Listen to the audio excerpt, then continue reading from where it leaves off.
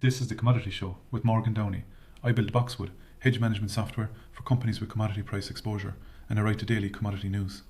Today, the man who watches every oil tanker on Earth. China's stockpile is bigger than ever. A record shadow fleet is running the Strait of Hormuz dark, and the real shortage isn't crude, it's diesel and gasoline, with David Wech of Vortexa. Quick 2 minutes before we start, because today's conversation lives on a few ideas. Oil and water, going dark, and the shuttle run through Hormuz. Oil and water first. At any moment, a big slice of the world's oil isn't in a tank on land, it's in tankers at sea. Most of that is just cargo in transit. The signal is the change. When oil at sea keeps building, either the world is producing more than it's consuming, and the sea is where the overflow shows up first, or ships are taking longer, slower routes to dodge something. Satellites see it months before official statistics do. When David talks about oil and water calling the move to $60, that's what he means. The water showed the surplus, while the market was still arguing about it. How do you know what a tanker is carrying? Ships broadcast a position signal, AIS, and their draft, how deep they sit. A full tanker rides low, an empty one, in ballast, rides high. Turn the transponder off and you've gone dark. But you can't hide from a camera in space. The shadow fleet, tankers moving sanctioned oil, old ships, obscure owners, lives in that dark.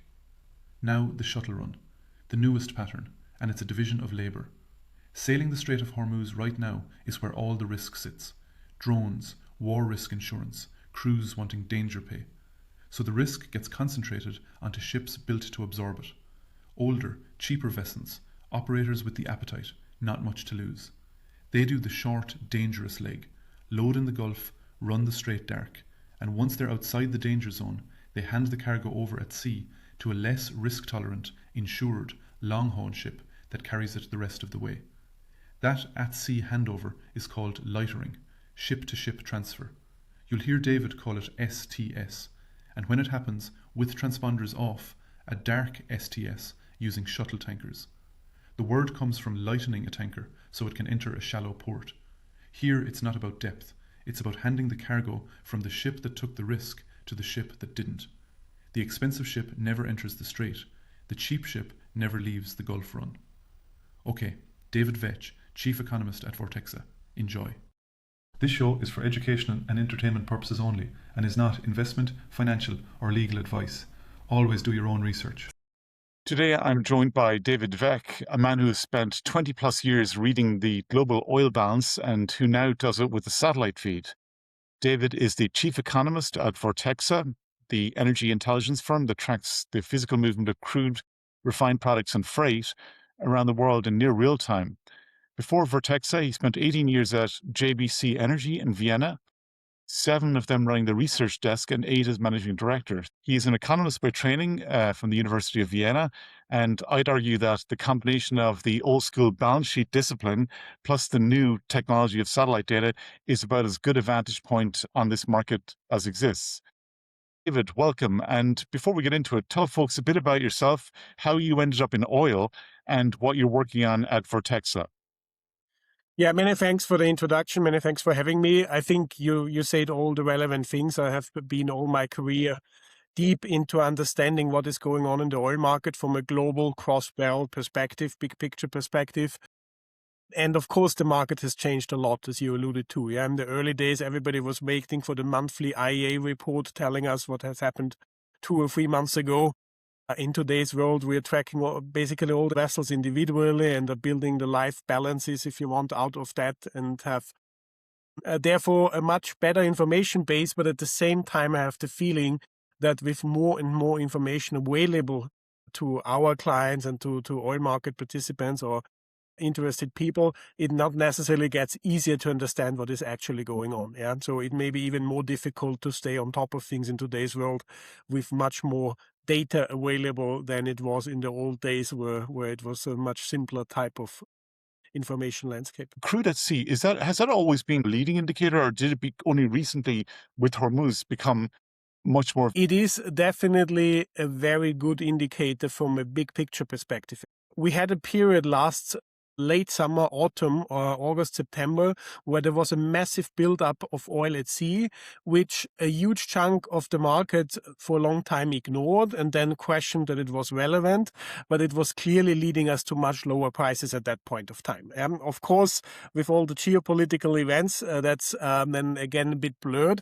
And what was really the interesting development now over the last 2 months or so is that we had basically a rerun of the same situation. So we had extremely high crude oil at sea, a function of various factors, but basically suggesting that the market is really very well supplied. And from that point of view, the run of prices much lower towards the 60s basically was, from my point of view, well justified.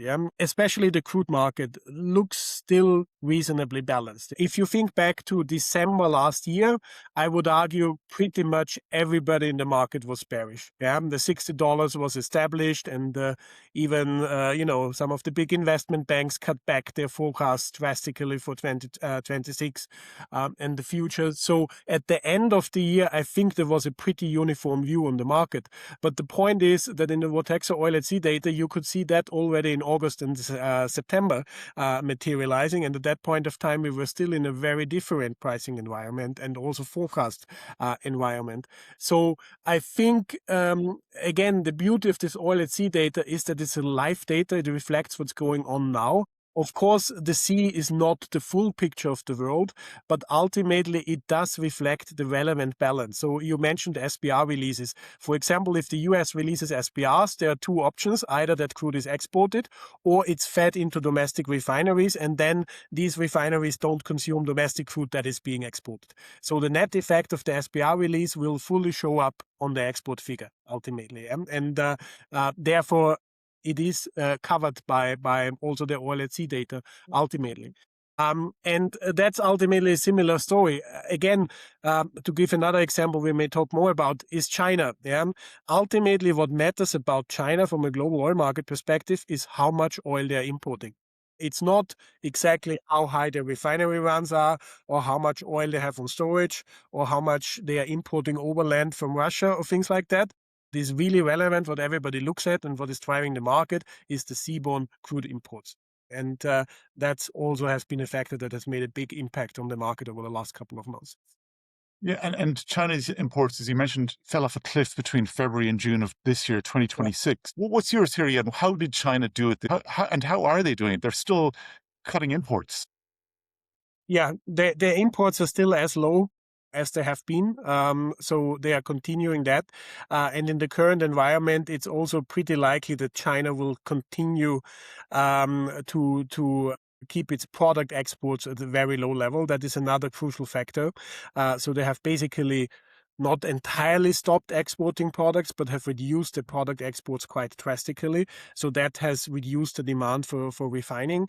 To start with, China is a centrally managed market. That was very visible again over the last couple of months.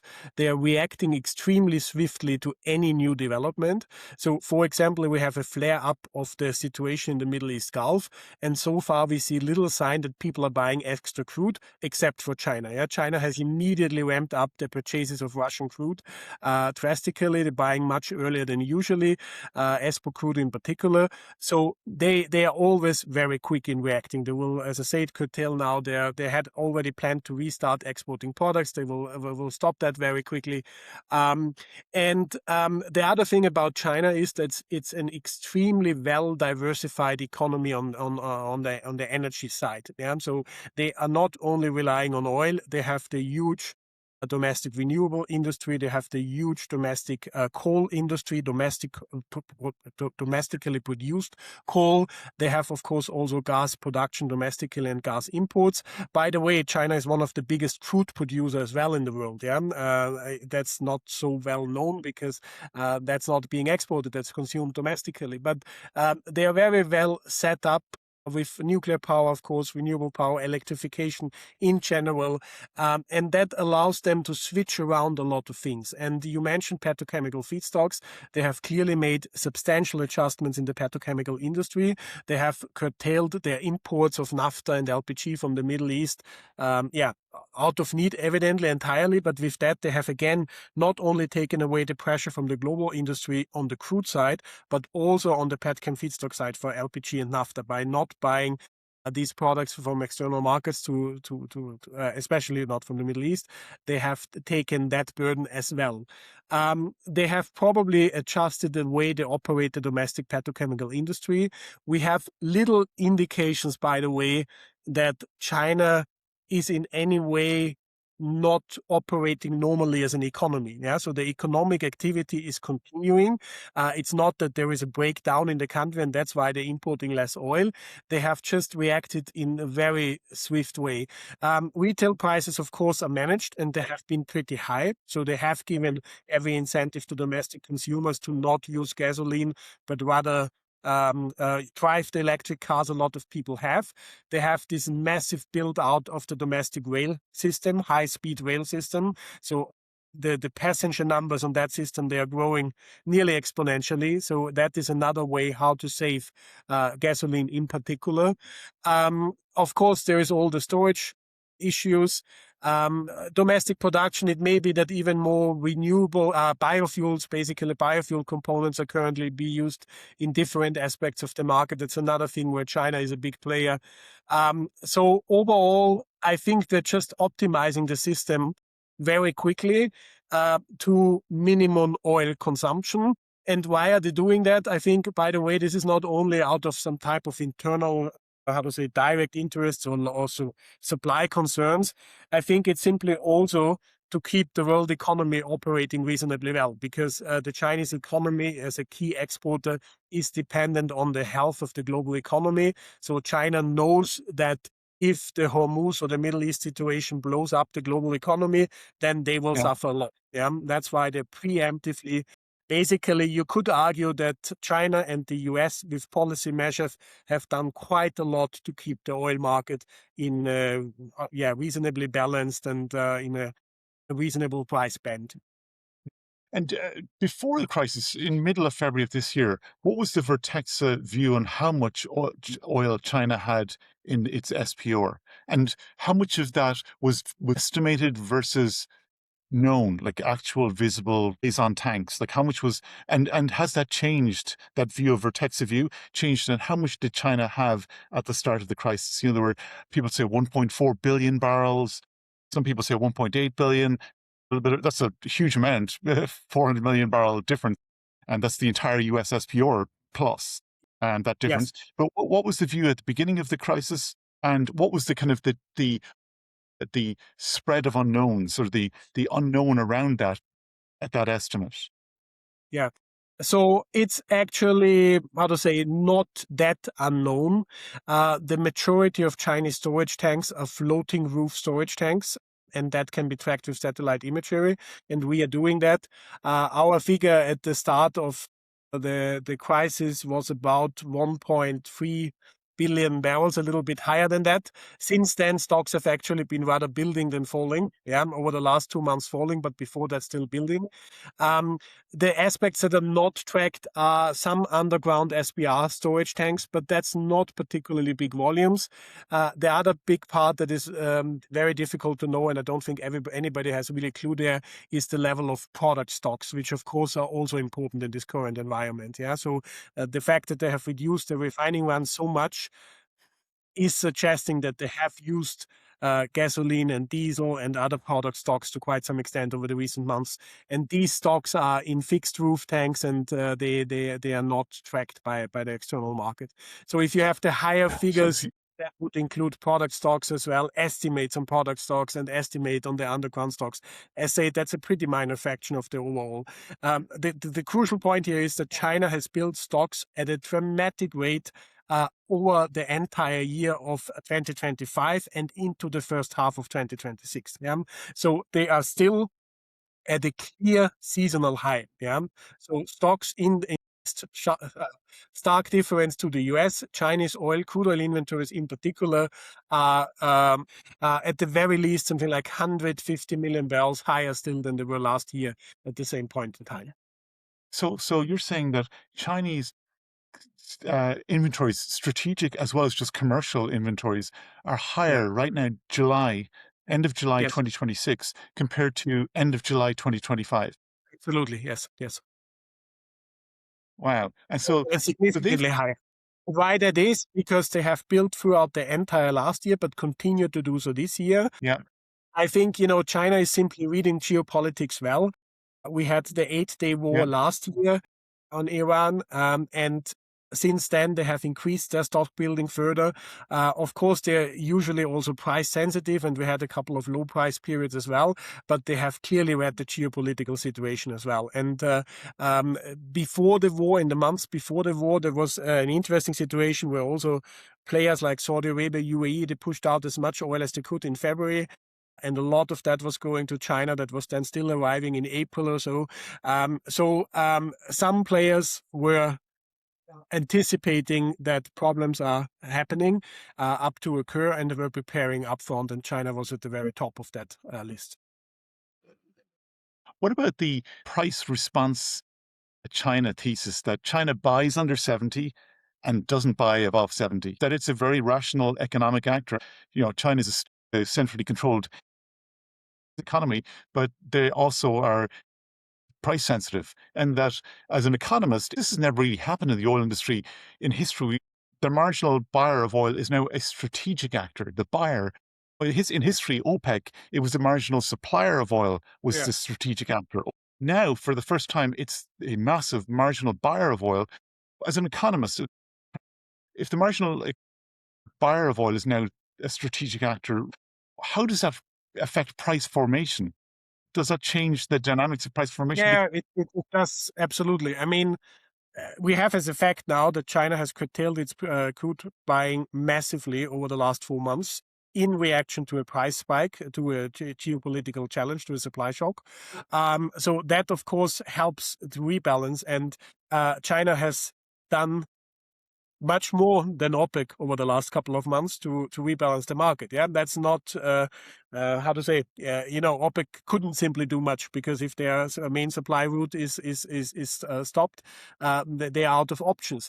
I would also like to add that it's not the first time that China is acting like this. I have observed on the data for many years already that we had again and again a period when a lot of oil was building up at sea, partly when there was an oversupply. When Saudi Arabia struggled to sell all the barrels, it was usually China buying up these barrels. Yeah? And at the same time, if there was some type of shortage in the market, it was usually China stepping back. And so they are acting in a similar way, as you say, as a strategic buyer, and they have definitely contributed substantially to stabilization over the last couple of years already. And is there a central entity, like in the US you have the EIA, which is the Energy Information Administration, as part of the US Department of Energy? In the OECD countries, so Austria is part of, you have the IEA, International Energy Agency. In China, who makes these decisions? I mean, is it known who makes these decisions? Do we have any insight or visibility into who and how those decisions are made and when? In the short term, I think it's less known who actually calls the shot. But my understanding is that there are these big national oil companies, PetroChina, Sinopec. They essentially get their orders directly from Beijing in such situations. Yeah? There are also known policy frameworks. So there is all these measures like crude import allowances, product export allowances, regulated retail prices. So there are a lot of levers, tools, basically, that are being employed by the central government. And there it's well known who makes the changes. But on top of that, there is also this informal type of communication and guidance of how to react to specific situations. Vortexa made its name tracking what others can't see. How big is the shadow fleet? Also, people use all these terms as the shadow fleet, the dark fleet. There's sanctioned tankers, from there are various sanctioners. There's the US sanctions, there's the EU sanctions, there's other sanctions and whatnot. Yes. But primarily the big two are the US sanctions and the EU sanctions. Then you also have the tax avoidance situation, China. They have these tankers lightering offshore. They pull up beside each other and to avoid taxes? Yes, I mean, evidently it's tanker by tanker.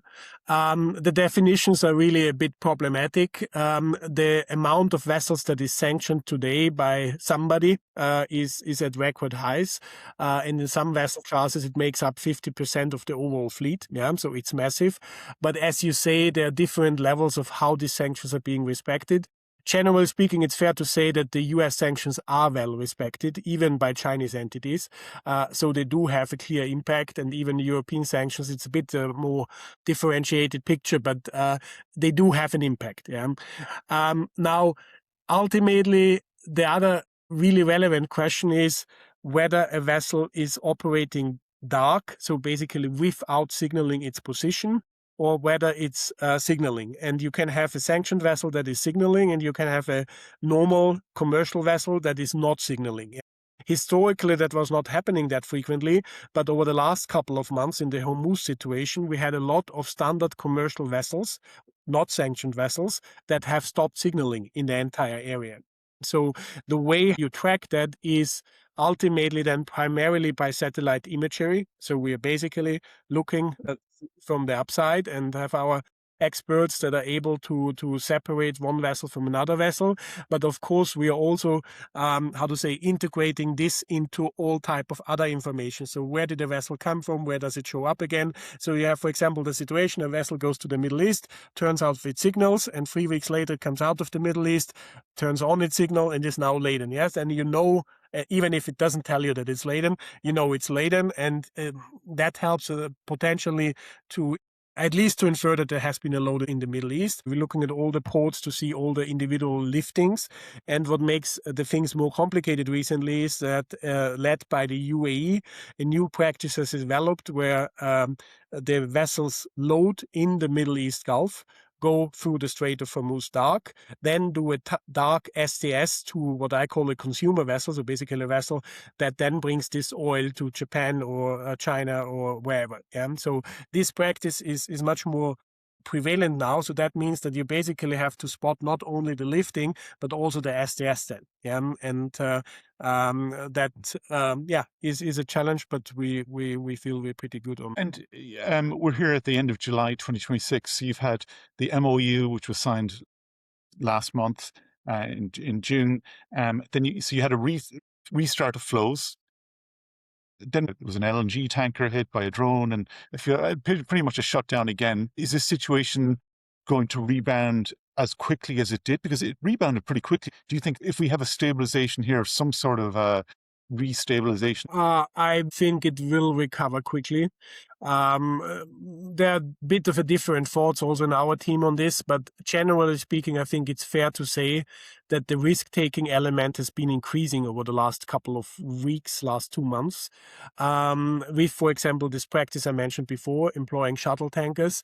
It was very clear, basically, over the course of June, that Iran has really lost its access, so to say, to the Hormuz, or its power via the Hormuz, because the shuttle tanker approach and much more tankers going through and so on. So I see the current situation also a little bit of an Iranian effort to re-establish control of what is going on in the Strait of Hormuz and potentially beyond Bab el-Mandeb, the Yemen part out of the Red Sea. So we will see where all this leads, but ultimately the point is the world still needs the oil. Some of these countermeasures that have been taken in the first round are then at some point of time not anymore available. So the US SPR is being run down, and at some point of time they cannot release more SPR oil. And some other cushions have also been eaten up in the meantime. So I do think that it makes sense that prices have shown. Basically, what we have seen in pricing over the last 2 weeks is purely risk premium. Yeah, so it's entirely. I don't see any other reason why prices would have gone up than a risk premium about what is going to happen in the future. It's not about what has happened in the past. And evidently, the concerns are now again much higher that there will not be this smooth resumption of supplies out of the Middle East Gulf. I was wondering for 4 months before. I've talked to so many traders and I've seen so many people saying, ultimately this problem will be solved and then flows will be going on again easily. I think this optimism has now gotten a substantial damper. and whether we will easily switch back to a mode where the next peace deal is in the making and it's type of credible. I'm not sure. Yeah, I think that what has happened over the last 2 weeks may well be the start of a much more jumpy journey and higher prices again. And I think one very important message overall is that this situation so far has not been solved via demand, via final consumer demand. It has been solved partly via demand management in China, partly also some other measures in Asian countries, but primarily this has been solved via the supply side with stock releases and rerouting of supplies and things like that. But if this situation continues now for longer, then at some point of time, it needs to be the demand side reaction. Yeah. So you mentioned the demand side, and you're Bearish crude. You're saying inventories are higher than they were this time last year, but refining margins are up at we're at $80. I'm just rounding the numbers here. $80 crude, but then we've almost got another $80 of refining margin. It's not 80 quite, but it's like 70. And historically, on average, refining margins are $15 to $20 a barrel. So we've got the refined products, the diesel, gasoline, jet fuel that the end consumer is paying is almost double the crude price. And we're not seeing a huge amount of demand destruction, at least we're not seeing it in the developed world. We're seeing it in certain individual countries, usually by government mandate in other parts of the world. Refining margins have stayed remarkably strong with crude. So is there a possible scenario where we see, you mentioned, crude goes down to sub $60 and the only thing that happens is that refining margins blow out another $20. So crude drops by 20, refined products, gasoline and diesel stay where they are. They're up pretty high. Just the refining margins blow out even further. Yeah, I mean, you made a very important point here. The market is currently clearly short on the product side, not on the crude side. And that's very evident in record refining margins. I'm not aware that I have gone through a period in my career where you had a situation where crude is really weak and products are really strong for a long period of time. Yeah, so I have a hard time to imagine that we move forward and have crude prices falling to a very low level and product prices rising to very high. Usually crude is always lifted a little bit by the product side as well. And it's also important to see that the record margins we're seeing right now, we didn't have them 2 weeks ago. Yeah, so that is something that was really developing in the same time period. And there is a lot of things that are happening right now. And we have to mention Russia here again, because Russia has implemented a diesel ban, against my personal expectations, to be frank with you as well here. And that's big because Russia just 2 years ago or so used to be the biggest diesel exporter in the world, and now it's exporting close to zero. For a short stretch of time, but nevertheless, that's important. Yeah, so Europe is not only Europe, the North African area and the Southern Atlantic, South American area is not only losing the supplies from the Middle East Gulf and now losing again supplies from India, because India has increased its product exports tax again to shelter the domestic market. Chinese product exports will not come back, and Russian product exports, if you look at Russian clean product exports, I just looked at this earlier today, they are nearly at half of the normal level. Yeah, so we're losing something like 800, 900,000 barrels per day of refined product exports just out of Russia. Yeah. Yes, the product markets are under significant strain, and it's actually not jet, as was the original concern. It's primarily gasoline and diesel that are the products that are now really tight. And again, the US has played a major role in calming the situation. Refining runs in the US have been extremely high for the last 4 months, but there is no upside to this. Yeah? US refining runs can only decline down the line. With seasonal maintenance coming in the autumn period, we are already basically in the middle of the summer period. The product market looks in a difficult place, and it's the primary type of victim of the renewed flare up in the Middle East Gulf. I guess so. You're bearish crude, bullish on refined products, or at least you're not bearish on refined products. You're neutral to. But let me bullish. clarify for a moment on crude. I'm bearish crude if the market evolves normally type of. So it has become very clear that purely from a supply and demand potential, the crude market is massively oversupplied. But of course, if you shut down the Strait of Hormuz, then that changes. And we had a period in June, already starting before, but especially in June, where flows were really recovering out of the Strait of Hormuz. And that is stopped now. We have barely any transits over the last couple of days. So in the short term, that doesn't matter that much. But if that situation is sustained for longer, it has also evidently an impact on crude. And then from that point of view, I'm not bearish crude. If this situation escalates, and I've pointed to further risks with the Houthis, with Yemen, with Bab el-Mandeb, Red Sea. Russia situation is also escalating. There is a lot of attacking ships mutually between Ukraine and Russia. The Strait of Hormuz, there's the three routes, the Iranian side, the old middle route, and the Omani side. Do you think non-Iranian loading tankers, so there's Iranian loading tankers that primarily, as you mentioned, go to China, but the other two routes, those Iranian tankers will probably choose the Iranian route, but everyone else, do you think that 6 months from now, everyone will be on the Omani side of the strait? No matter what Iran does, even if there's a peace. I somehow don't think so, because as I said before, my feeling is the current flare-up is not... is at least coming to quite some extent from the Iranian side, because they want to have control over the Strait of Hormuz. And they were on path to losing that control during June. Therefore, an outcome where there is a peace deal and Iran has no better influence over the Strait of Hormuz transits than they had before the war is a bit difficult for me to see.